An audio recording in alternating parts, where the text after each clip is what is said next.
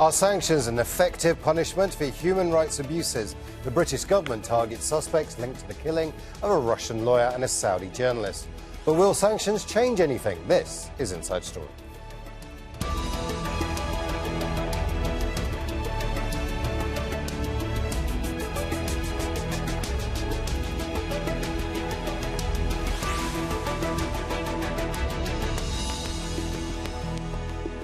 Hello and welcome to the programme. I'm Imran Khan. It's a crackdown on despots and dictators. Britain's government has announced its first sanctions since leaving the European Union and punishment for the perpetrators of what it calls gravest human rights offenders. The targets include suspects linked to the killing of Saudi journalist Jamal Khashoggi and Russians connected to the killing of tax fraud whistleblower lawyer Sergei Magnitsky. Sonia Gallego reports from London. A long-awaited action against abusers of human rights. The measures announced by the Foreign Secretary committed the UK to holding perpetrators of mistreatment to account.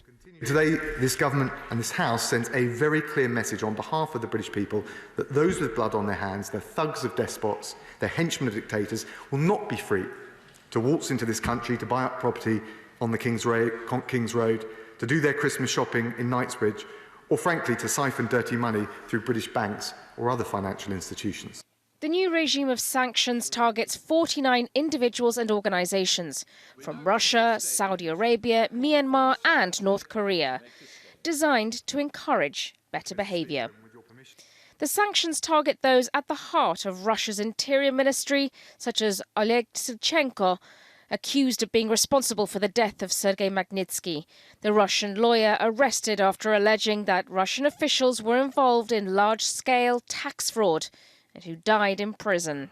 Also sanctioned are those who were involved in the killing of Jamal Khashoggi, including Saud Abdullah al-Qahtani, a senior advisor to the Crown Prince Mohammed bin Salman, and the senior official who planned and directed the murder of the Saudi journalist using a 15-man team. Also listed the perpetrators of ethnic cleansing of the Rohingya in Myanmar, Min Aung Hlaing and So Win, Commander-in-Chief and his deputy of the Myanmar Armed Forces, who unleashed a humanitarian disaster that killed thousands and left many more displaced. And the two organizations responsible for forced labor, torture and murder in North Korea's gulags. The sanctions also signify a change in the UK's status. No longer obliged to European Union rules, it is designed to place human rights front and centre of a new British policy. I think timing was very key in this, where the end of the opportunity to delay the departure from the EU took place this weekend. And so this is a strong move to show that the UK is going to stand on its own and it's going to exercise this right. The act is set to be extended and may challenge other countries such as China over their Uyghur detention camps and crackdowns on Hong Kong protesters. The question is, will they go far enough to affect a change in behaviour? Sonia Gallego, Al Jazeera. We've been speaking to Sergei Magnitsky's former employer and businessman Bill Browder. He campaigned for the British sanctions as well as the Magnitsky Act in the US, and he hopes the rest of the world will follow suit in punishing human rights abusers. I've been campaigning and advocating for consequences for the murder of Sergei Magnitsky for a decade. And it used to be in the old times that governments would just issue stern words saying, we condemn the such and such government for doing some atrocity. And the people who were doing the atrocity were just laughing because there was no consequence to them. But by individualizing it surgically, pointing out with evidence the person who's committed the human rights abuse, and then punishing that person with something they care about, which is the ability to travel and the ability to spend their money in the West, all of a sudden everyone's paying attention. And I can tell you from my own experience with Vladimir Putin that he made repealing the Magnitsky Act his single largest foreign policy priority because he was so upset by it. So I think that this is a very powerful tool. It's something that upsets both the people who are sanctioned, and it scares the hell out of the people who haven't been sanctioned, who are scared or worried that they'll be next. This creates a whole different playing field for the people who are being asked by their bosses in certain countries to do terrible things. In the past, they could do something terrible and know they'd be fully protected by their own government. Now, all of a sudden, there's no way that their governments can protect them against this, and they have a different calculus that they don't know. Perhaps they think that their dictator won't be in power in 10 years' time, but they'll be on the sanctions list for the rest of their life. And that's a different scenario than if they're fully protected. And I think that will change behavior.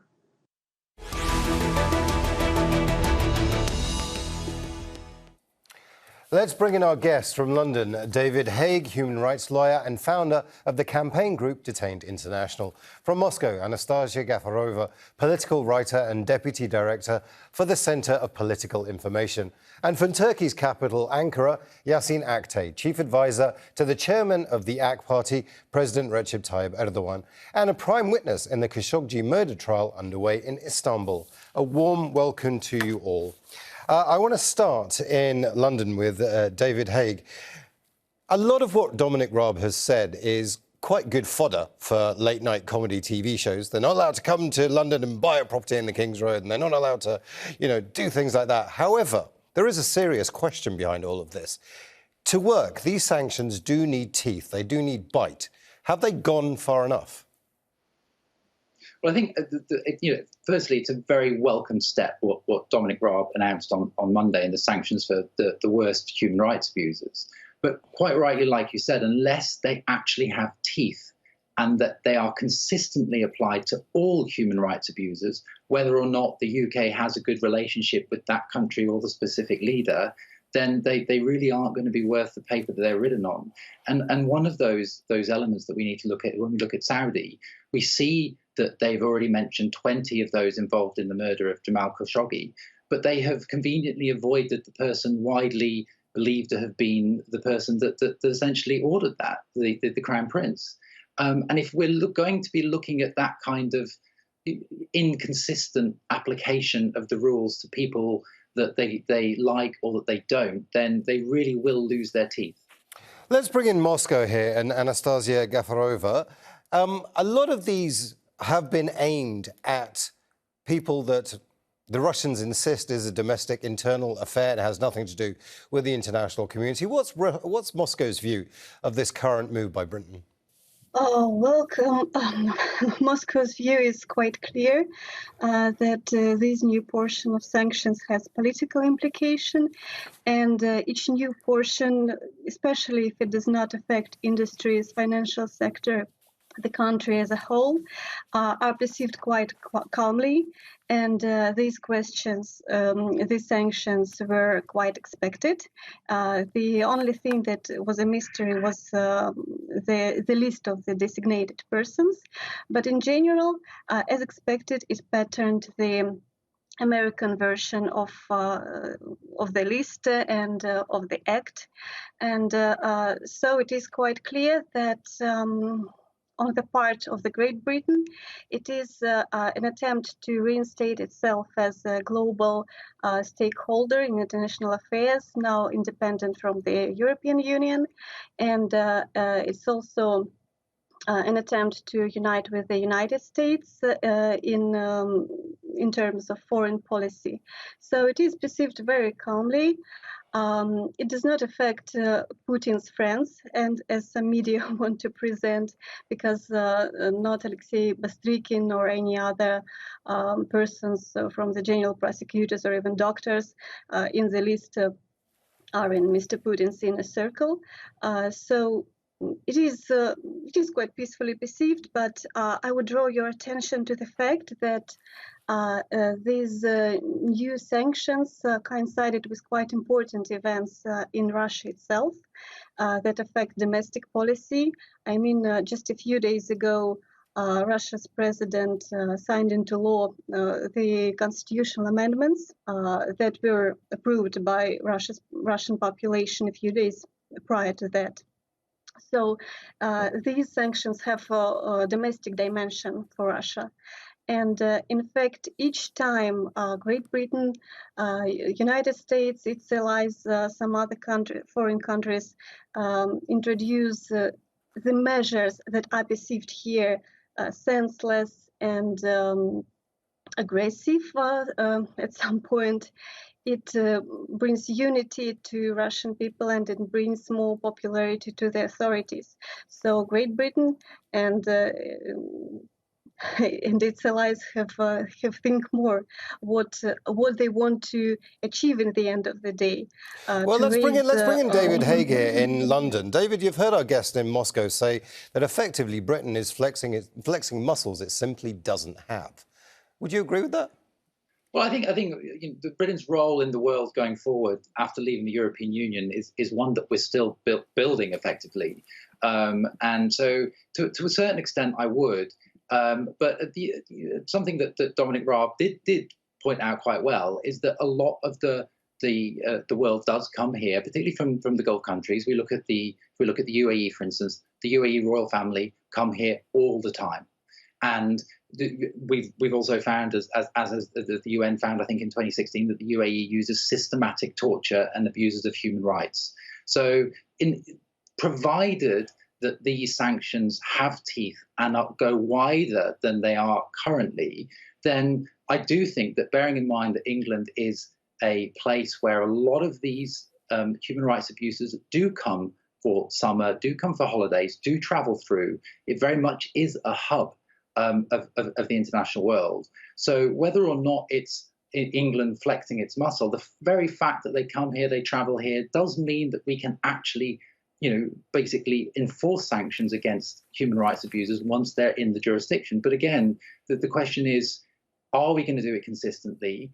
For example, again, referring to the UAE, why are there no members of the UAE government on that list when the UAE has been found by the likes of the UN and even by the English High Court, the ruler of Dubai, to have abused people's human rights? Why are they not on that list?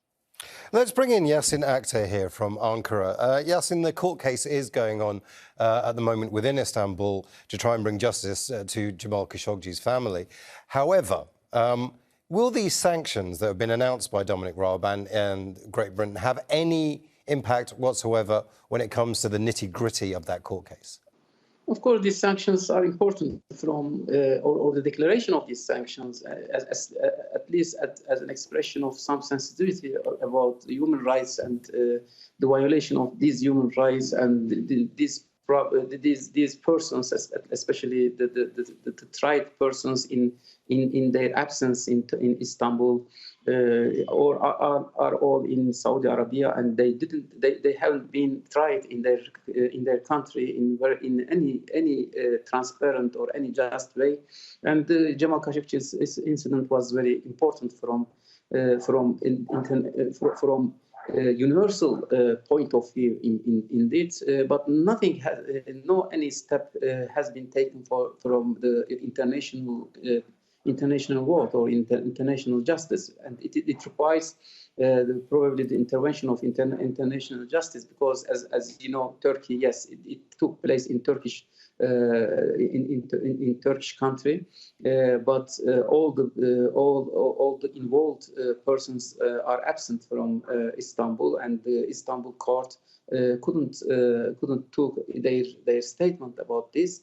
And I think that there should be a sensitivity, a universal sensitivity, international sensitivity about such violations of human rights. Of course, I don't care about Britain's, UK's international interest in this or in other way, but of course, and this is also welcome. I think this step is welcome, but of course we want and we expect it to be applied to many other issues. Like, for example, in Egypt, there was there were many violations on human rights, that massacres took place in Rabia Square, and about 3,000 people were killed by the dictator, by the coup d'etat attempter, or the coup d'etat dictator Abdel Fattah al-Sisi, who committed this crime, and nobody had reflected in any way. And it became the international human rights activists or the human rights sensitivity became very silent about this, for example. But so Yasin, you do say that this is welcome. When it took place, of course, to be extended also if in more wide area.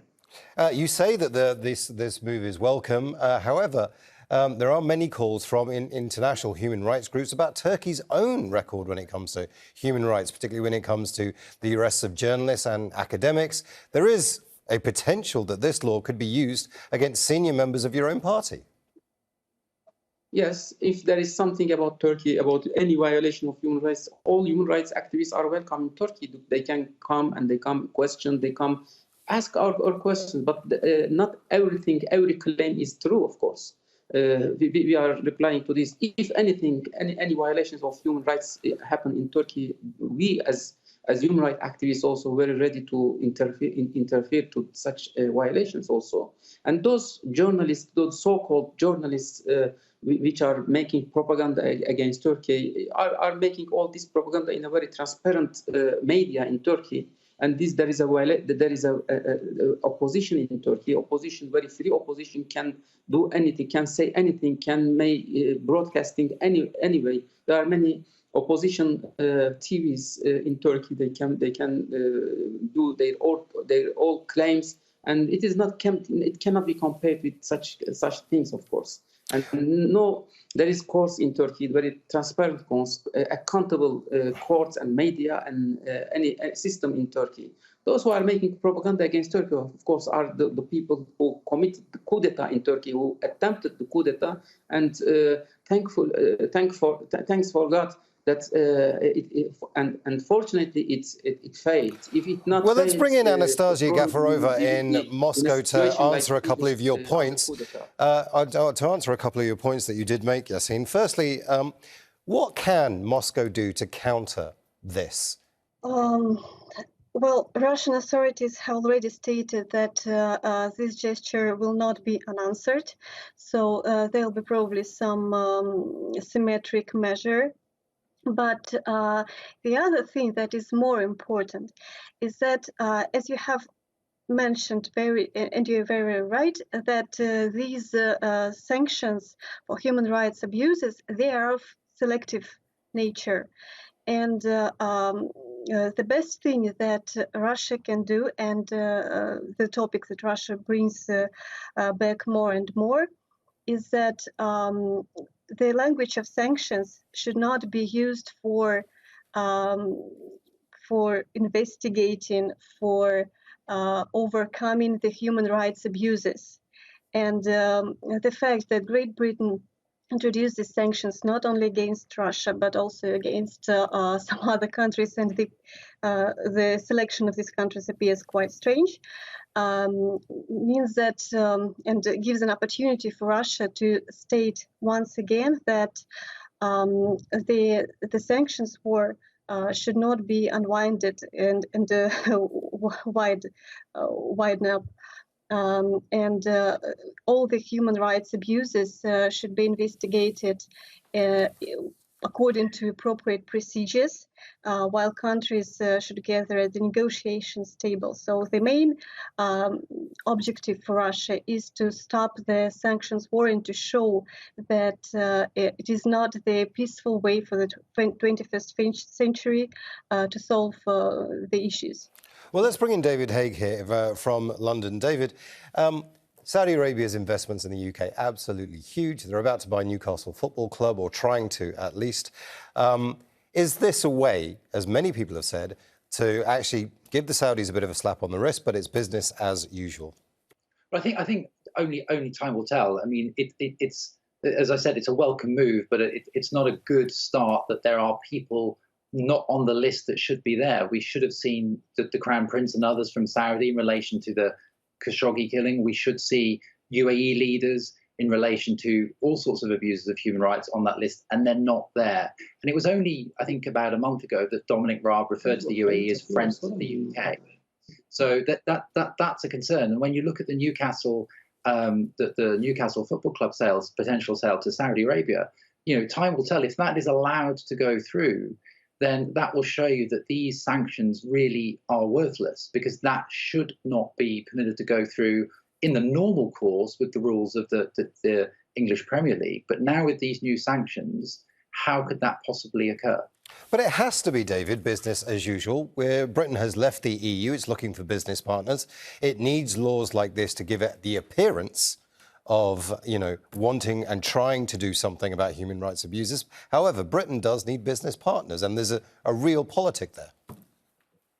Well, exactly, and that's the worry. I mean, we often see, again, focusing on the UAE, we often see, as I said, Dominic Raab referring to the UAE as friends, at the same time as there was a High Court ruling in the UK that the ruler of Dubai had essentially abused his children's and his wife's human rights in the UK. So it's very concerning that the government can look the other way when there are commercial interests that will, ensure that these sanctions don't apply to people that could, do good things for England on a commercial perspective. It should be universally applied, whether the country is a friend, where you have commercial interests or not. If someone has abused human rights, then these sanctions should be applied against them in England, full stop. And if that isn't going to be the situation, which concerningly the start so far seems that it may not be, then they really aren't worth the paper they're written on. Yasin Aktay in Ankara, what do you think of Britain's role in the world currently? Do you think it is a power that can help, or do you think this is simply them leaving the EU and needing partners across the world? What's the Turkish view on that? Of course, every country has its own role, but I am not interested in its role or in its seeking for its new role in the new world, because it did its Brexit, and after the Brexit, it has to set its own rules and its own regulations and its own principles, which is, of course, as was mentioned before, UK is a very historical imperial country, and it is in seek for representing the world's values or the universal values, etc. Not important. I think every country has its own right to seek for being more powerful, of course. But the important thing is to set for really and to agree internationally by all the nations. And Turkey also has this claim, of course, to represent and to seek for the asylums, to rights of the people who are being wronged, and who are to the immigrant people, to the migration, to the now people. Turkey is hosting about 4 or 5 million people from some crisis regions, like, for example, from Syria, from Yemen, from Egypt, from Libya, from Iraq, and from Myanmar, or Rohingya, or from Afghanistan. Many people are seeking for refugee in Turkey in order to shelter in Turkey, and that is, of course, let's compete in the goodness, not in the badness. Because if we seek, I do apologise, Yasin. I do apologise. We are running out of time, and I want to come to our other guest, Anastasia in Moscow. You've been not dismissive of this, but you've said that this is Britain trying to flex its muscles, and therefore Russia is taking it that way. But what happens if other countries sign up to the Magnitsky Act? If they try and do their own versions of that, surely then that becomes a worry for Russia. In fact, there were attempts by the European Union to introduce its version of the Magnitsky Act, so it will be expected again, because now we are living in a sanctions war. We see that the United States introduce more and more sanctions against China, so I'm pretty sure that it will be perceived calmly, but it will force Russia to work out some symmetric measures, which is not in Russia's interest, in fact, because, currently facing this corona crisis and so on, it is better for countries to unite other than to find ways to introduce new restrictions, especially given the fact that the arrest of Mr. Magnitsky was not disputed even by the European Court for Human Rights. Yes, there were maybe abuses and mistreatment towards him, but it should be proven. But the fact of his arrest was not disputed. So it is a very complicated question, and it needs better procedural investigation concerning various countries. I want to give thanks, actually, to all our guests, David Haigh, Anastasia, Gafarova and Yasin Aktay. And thank you, too, for watching. You can see the programme again anytime by visiting our website, aljazeera.com. And for further discussion, go to our Facebook page. That's facebook.com/AJ Inside Story. And you can also join the conversation on Twitter. We are at AJ Inside Story.